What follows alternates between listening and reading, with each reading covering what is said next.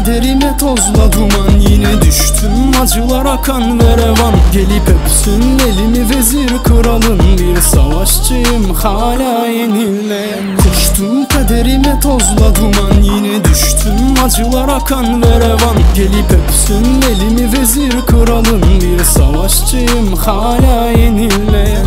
Bu dünya ağlar seni, burada görürsün özünü, pulun arasında, kete gülün arasında.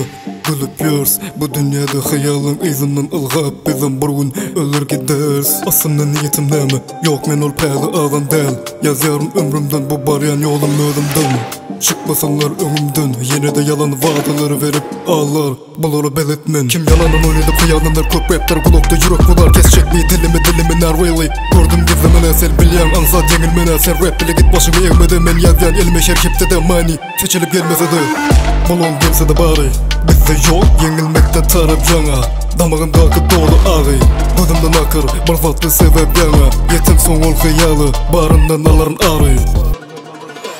Koştum kaderime tozla duman, yine düştüm acılar akan ve revan. Gelip öpsün elimi vezir kralın, bir savaşçıyım hala yenilmeyen. Koştum kaderime tozla duman, yine düştüm acılar akan ve revan. Gelip öpsün elimi vezir kralın, bir savaşçıyım hala yenilmeyen. Yenilmedim dedim, delirmedim, yine dilimde hapre bitirmedim. Savaşlarım var kanlı bıçaklı, hayallerim var nerede saklı. Kafam karanlık, geçmişe saplı bir hançer kızıl saçarken.